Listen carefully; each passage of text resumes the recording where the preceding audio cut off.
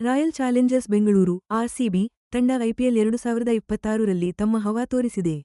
April 5ರಂದು ಬೆಂಗಳೂರಿನ M.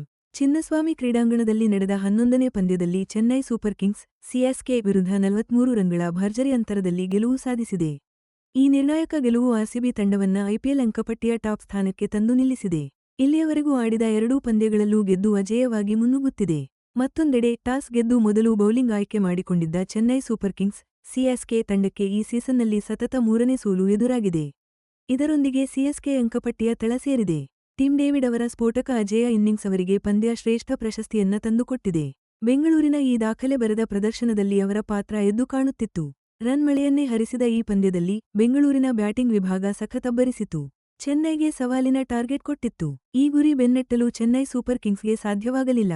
ಈ ಮೂಲಕ ಆರ್ಸಿಬಿ ಟೂರ್ನಮೆಂಟ್ನಲ್ಲಿ ತಮ್ಮ ಸಾಮರ್ಥ್ಯವನ್ನ ಪ್ರದರ್ಶಿಸಿ ಬಲವಾದ ಸಂದೇಶ ರವಾನಿಸಿದೆ.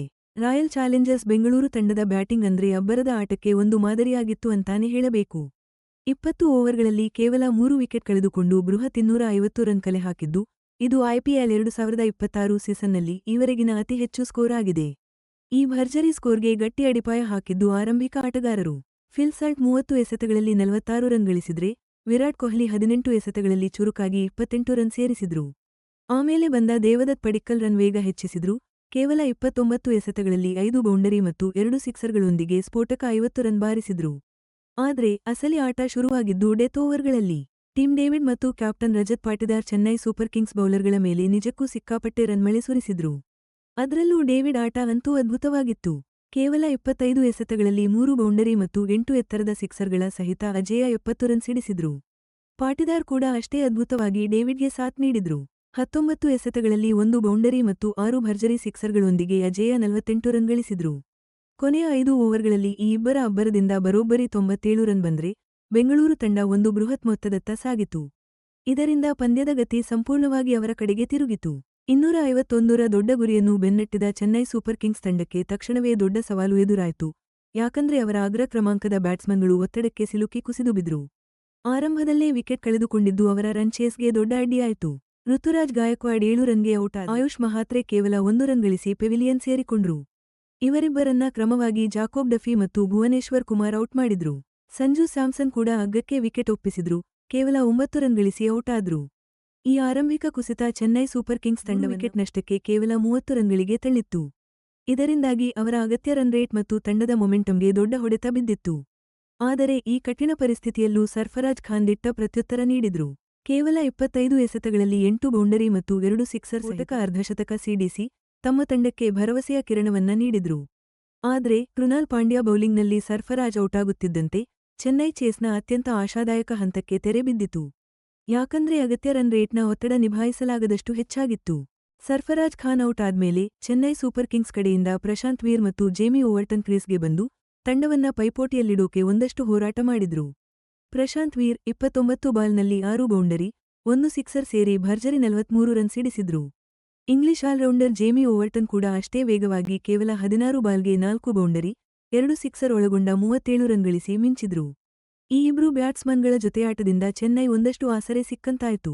ಆದ್ರೆ ರಾಯಲ್ ಚಾಲೆಂಜರ್ಸ್ ಬೆಂಗಳೂರು ಬೌಲರ್ಗಳು ಪದೇ ಪದೇ ವಿಕೆಟ್ ಉರುಳಿಸುತ್ತಾ ಹೋಗಿದ್ದರಿಂದ ಸಿಎಸ್ಕೆ ದೊಡ್ಡ ಚೇತರಿಕೆ ಕಾಣೋಕೆ ಸಾಧ್ಯವಾಗಲಿಲ್ಲ. ಬೆಂಗಳೂರು ಪರ ಭುವನೇಶ್ವರ್ ಕುಮಾರ್ ಮಾರಕ ದಾಳಿ ನಡೆಸಿದ್ರು. 41 ರನ್ ನೀಡಿ 3 ವಿಕೆಟ್ ಪಡೆದ್ರು. ಈ ಪ್ರದರ್ಶನದ ಜೊತೆಗೆ ಟಾಟಾ ಐಪಿಎಲ್ ಇತಿಹಾಸದಲ್ಲಿ 200 ವಿಕೆಟ್ ಪಡೆದ ಎರಡನೇ ಬೌಲರ್ ಅನ್ನೋ ಹೆಗ್ಗಳಿಕೆಗೆ ಭುವನೇಶ್ವರ್ ಕುಮಾರ್ ಪಾತ್ರರಾದ್ರು. ಅವರಿಗೆ ಅಭಿನಂದನ್ ಸಿಂಗ್ ಮತ್ತು ಕೃನಾಲ್ ಪಾಂಡ್ಯ ಸಾಥ್ ನೀಡಿದ್ರು. ಅವರೂ ತಲಾ 2 ವಿಕೆಟ್ ಕಿತ್ಕೊಂಡ್ರು. ಇನ್ನು ಜಾಕೋಬ್ ಡಫಿ ಕೂಡ ಆರಂಭದಲ್ಲೇ 2 ಮಹತ್ವದ ವಿಕೆಟ್ ಪಡೆದು ತಂಡಕ್ಕೆ ನೆರವಾದ್ರು. ಸುಯಶ್ ಶರ್ಮಾ ಕೂಡ ಬಿಗುವಿನ ಬೌಲಿಂಗ್ ಪ್ರದರ್ಶಿಸಿ 4 ಓವರ್ನಲ್ಲಿ ಕೇವಲ 21 ರನ್ ಕೊಟ್ಟು 1 ವಿಕೆಟ್ ಪಡೆದ್ರು. ಹೀಗೆ ಆರ್ಸಿಬಿ ಬೌಲರ್ಗಳೆಲ್ಲರ ಒಗ್ಗಟ್ಟಿನ ಪ್ರಯತ್ನದಿಂದ ಚೆನ್ನೈ ಸೂಪರ್ ಕಿಂಗ್ಸ್ ತಂಡಕ್ಕೆ ಬೃಹತ್ ಟಾರ್ಗೆಟ್ ತಲುಪೋಕೆ ಸಾಧ್ಯವಾಗಲಿಲ್ಲ. ರಾಯಲ್ ಚಾಲೆಂಜರ್ಸ್ ಬೆಂಗಳೂರು ಈ ಪ್ರಮುಖ ಐಪಿಎಲ್ 2026 ಪಂದ್ಯದಲ್ಲಿ ಗಳಿಸಿದ ಭರ್ಜರಿ 43 ರನ್ಗಳ ಜಯ ಆರಂಭಿಕ ಸೀಸನ್ನ ಅಂಕಪಟ್ಟಿಯ ಚಿತ್ರಣವನ್ನೇ ಬದಲಿಸಿದೆ. ಆಡಿದ ಎರಡೂ ಪಂದ್ಯಗಳಲ್ಲಿ ಅದ್ಭುತ ಗೆಲುವು ಸಾಧಿಸಿರುವ ಆರ್ಸಿಬಿ ಈಗ ಪಾಯಿಂಟ್ಸ್ ಟೇಬಲ್ನಲ್ಲಿ ಅಗ್ರಸ್ಥಾನದಲ್ಲಿದೆ. ಬ್ಯಾಟಿಂಗ್ ಮತ್ತು ಬೌಲಿಂಗ್ ಎರಡರಲ್ಲೂ ಅದ್ಭುತವಾಗಿ ಮಿಂಚಿರುವ ಅವರು ಈ ಬಾರಿ ಕಪ್ ಗೆಲ್ಲಲು ಪ್ರಬಲ ಸ್ಪರ್ಧಿಗಳು ಅನ್ನೋದನ್ನ ಸ್ಪಷ್ಟಪಡಿಸಿದ್ದಾರೆ.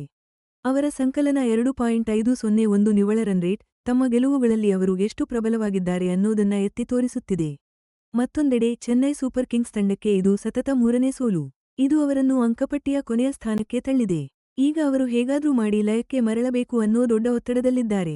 ಅವರ -2.517 ನಿವ್ವಳ ರನ್ ರೇಟ್ ಈ ಸೀಸನ್ ಅವರಿಗೆ ಎಷ್ಟು ಕಷ್ಟಕರವಾಗಿದೆ ಅನ್ನೋದನ್ನ ಸ್ಪಷ್ಟವಾಗಿ ತೋರಿಸುತ್ತೆ. ಒಟ್ಟಿನಲ್ಲಿ ಈ ಆರಂಭಿಕ ಫಲಿತಾಂಶಗಳು ಐಪಿಎಲ್ನ ತೀವ್ರ ಸ್ಪರ್ಧೆ, ಏರಿಳಿತಗಳು ಮತ್ತು ತಂಡಗಳು ಪ್ರಬಲರು ಅನ್ನಿಸಿಕೊಳ್ಳಲು ಹಾಗೂ ಪ್ಲೇಆಫ್ ಸ್ಥಾನ ಗಿಟ್ಟಿಸಿಕೊಳ್ಳಲು ಹೇಗೆ ಸೆಣಸಾಡುತ್ತವೆ ಅನ್ನೋದನ್ನ ಸ್ಪಷ್ಟವಾಗಿ ತೋರಿಸುತ್ತೆ. ಆರ್.ಸಿ.ಬಿ ತಂಡದ ಈ ಆತ್ಮವಿಶ್ವಾಸದ ಆರಂಭ ಬೇರೆ ತಂಡಗಳಿಗೆ ದೊಡ್ಡ ಟಾರ್ಗೆಟ್ ಇಟ್ಟಿದೆ. ಇನ್ನೊಂದೆಡೆ ಚೆನ್ನೈ ಸೂಪರ್ ಕಿಂಗ್ಸ್ ತಂಡ ತಾನು ಈಗಿರುವ ಕಷ್ಟಕರ ಪರಿಸ್ಥಿತಿಯಿಂದ ಹೊರಬರಲು ತಮ್ಮ ಪ್ರದರ್ಶನವನ್ನು ತಕ್ಷಣವೇ ಸರಿಪಡಿಸಿಕೊಳ್ಳಬೇಕಾಗಿದೆ.